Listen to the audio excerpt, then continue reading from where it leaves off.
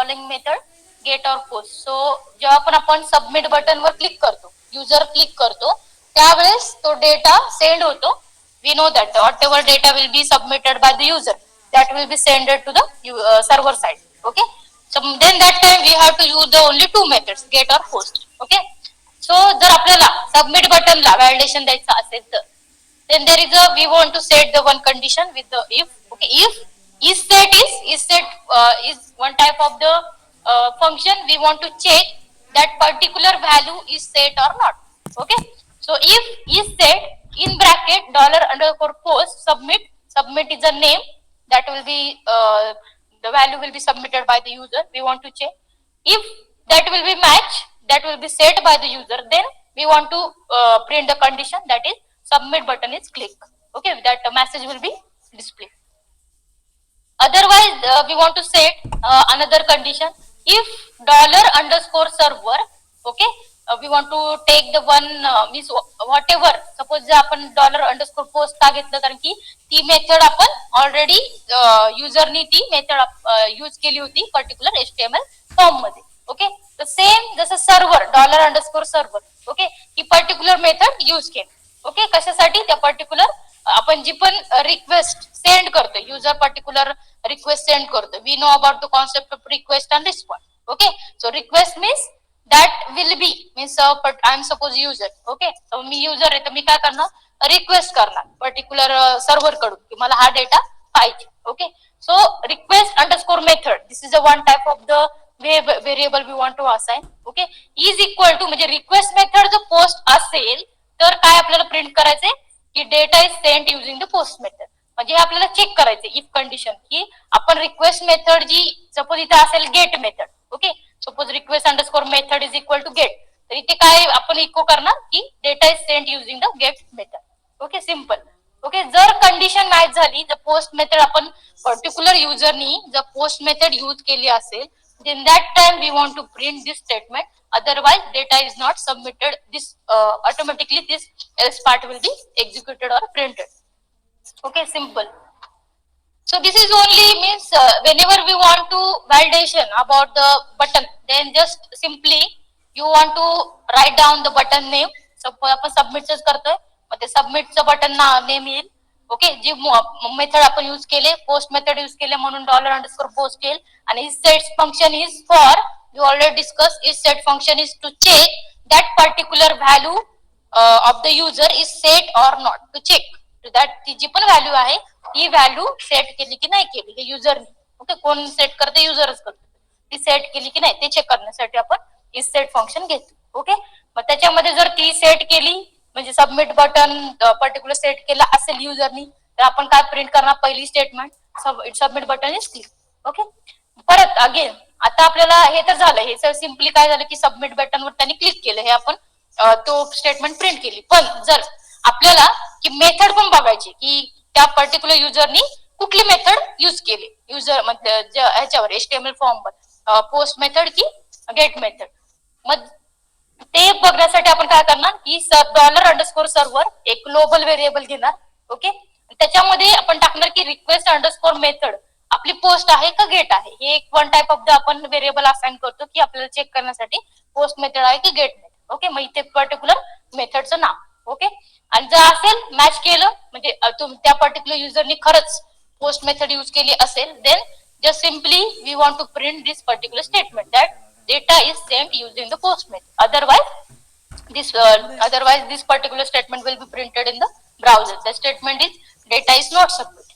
Okay, म्हणजे जर post method use केले तर तो हे पण सबमिट करेल, ही स्टेटमेंट प्रिंट करेल कुठली? Submit button is click. आणि खरंच केली असेल तर तो ही पण स्टेटमेंट प्रिंट करेल कुठली? Data is send using post method.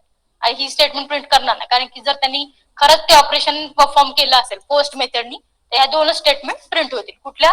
Submit button is click and data is sent using post method. Okay, but depend on the user की युजर कुठली गेट यूज करते का post method. Okay, so this is nothing but the button click validate. How to, जसं आपण validation बघितलं URLचं, तसं same validation for the submit button.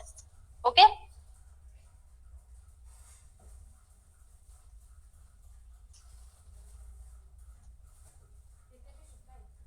okay, so next is sending mail using the PHP mail function has the following basic syntax.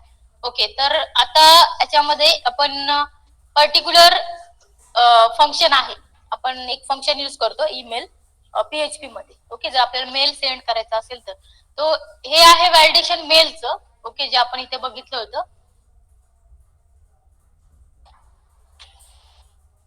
Okay, तर आपण असं पण करू शकतो की एक डॉलर ईमेल व्हेरिएबल घेतला, त्याच्यामध्ये आपण काय केलं, हे व्हॅलिडेशनचं झालं. पण there is a so one concept that is nothing but the PHP email function. Okay, so whenever you want to send the mail using PHP, okay, so there is a one syntax, open question mark PHP. Okay, mail is a nothing but the function name.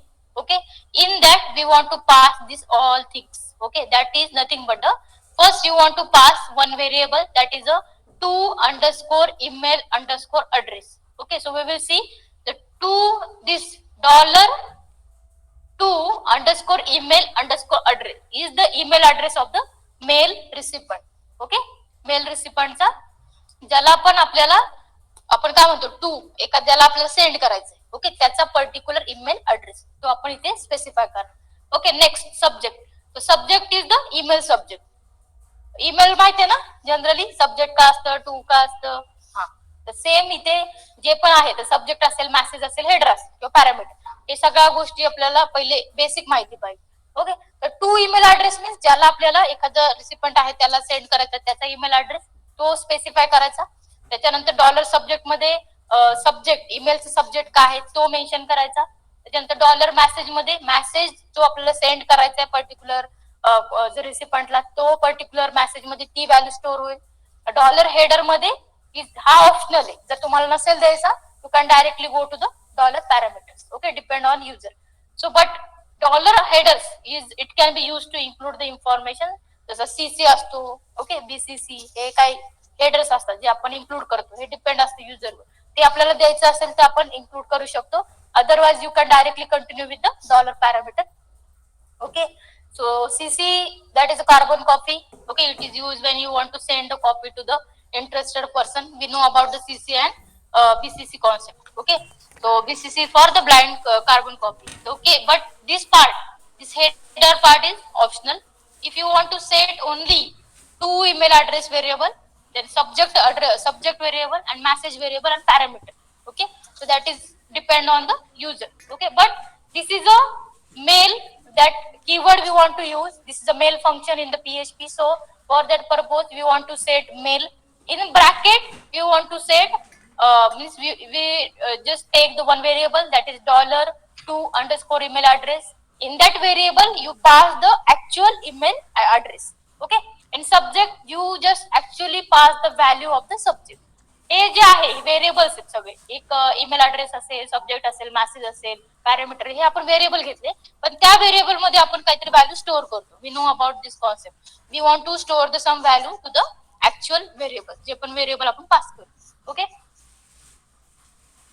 So how to set. Okay, एक example आहे PHP mail function.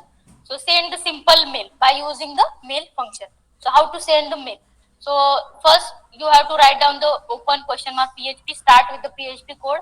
Okay, so message, for the message. Okay, so we know that there are the different things we want to include, like the subject, message. Okay, so for that purpose I just write down, or I just take or initialize the one variable for message, that is a dollar message MSG. Okay, one you can take message also, you can take MSG also, it depend on the user.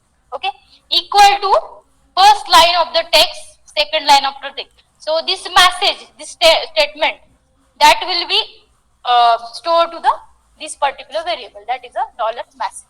Okay, then another, use word wrap if lines are longer than 17 character. Okay, अजून एक function घेतलंय की आपल्याला जर line जे आहेत, इकडे आवाज काय येतोय, आवाज काय येतोय,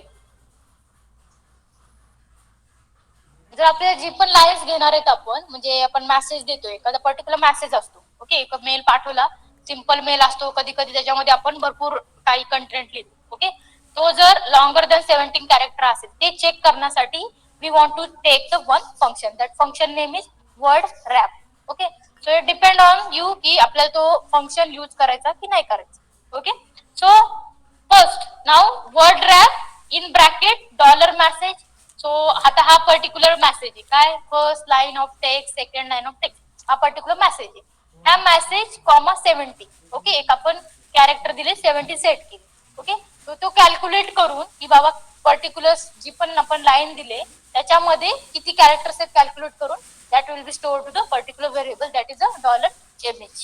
Okay, and now if you want to send the actual mail then same जसं आपण इथे सिंटॅक्स बघितलेला मेल, आता इथे आपण काय इन्क्लूड केलंय, to email address, subject, message, header आणि पॅरामीटर्स आर ऑप्शनल. ओके, तर आता इथे आपण काय मेन्शन करणार, ऑलरेडी आपल्याला मेसेज मध्ये काय first line of the second line हा एक पर्टिक्युलर स्टेटमेंट आहे. ओके, मेसेज मध्ये काय स्टोअर आहे, हे पर्टिक्युलर जे पण आपण त्या पर्टिक्युलर जे लाईन मध्ये सेंटेन्स होतं आपल्याला किंवा स्टेटमेंट होतं त्याचं आपल्याला कॅरेक्टर फाइंड आउट करून त्याच्यामध्ये ती व्हॅल्यू स्टोअर झाली एका व्हेरिएबल. कुठला व्हेरिएबल, डॉलर मेसेज. ओके, आता आपण ऍक्च्युअली मेल फंक्शन यूज करतो. We want to use the actual mail function. For that you just write down the keyword that is a mail. Okay, and in bracket someone@example.com. Okay, same like this particular हा जो syntax आहे same syntax आपल्याला use करायचा. आता इथे काय दिलं होतं मी जसं मागे सांगितलं की ऍक्च्युअल ईमेल ऍड्रेस आपल्याला यूज करायचा आहे. मग आता ऍक्च्युअल ईमेल ऍड्रेस ते टाकलाय त्यांनी काहीतरी, ठीक आहे, तर तुमचा कोणाचा पण तुम्ही टाकू शकता. एक एक्झाम्पल आहे someone@example.com. तो ऍक्च्युअल मेल टाकला. ओके, त्याच्यानंतर कॉमा माय सब्जेक्ट. ओके, आता हा सब्जेक्ट जो आहे म्हणजे हा सब्जेक्ट तो पण सब्जेक्ट आहे तुमचा पर्टिक्युलर मेलचा, that should be included here in double quote. Okay, आणि डॉलर मेसेज मध्ये ह्या लाईन्सचं पर्टिक्युलर कॅरेक्टर काउंट करून त्याच्यामध्ये स्टोअर झालेला आहे आणि तो डॉलर मेसेजचा व्हेरिएबल आपण इथे घेतला. ओके, म्हणजे जो पण पर्टिक्युलर मॅटर होता जो आपण मेल फंक्शनला टाकला होता, all things be but headers and parameters are optional. जर द्यायचे नसतील तर आपण नाही देऊ शकत. ओके, म्हणजे डिपेंड करते युजरवर.